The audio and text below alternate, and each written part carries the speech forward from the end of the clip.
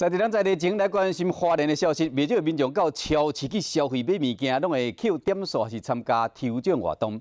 即马花莲市公所为了要增加传统菜市的美气，特别联合5间传统菜市啊办消费对使抽奖的活动，民众买超过200块以上，就有这个机会会使抽到这个50寸的电视。虽然讲有未少的民众讲本来就会去买，也不过摊贩讲，这款活动应该会使增加2成到3成的业绩。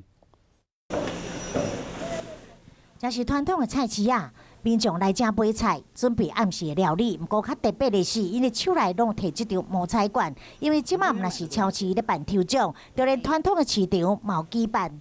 客人拿到第一时间拿到那个摸彩券的话，是他会很高兴的，因为毕竟那摸彩券是我们也是需要花钱跟市公所买嘛，是，啊，可能是我们是回馈给消费者。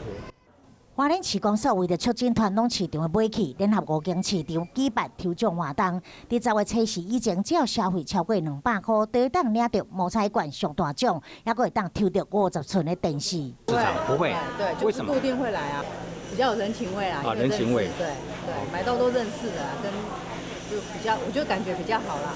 虽然民众感觉讲摸彩袂影响到买菜意愿，但是摊贩拢讲应该会当互业绩增加2-3成，所以爱先开成本筹备摸彩罐甲奖品。不过摊贩嘛表示讲，希望会当促进买气。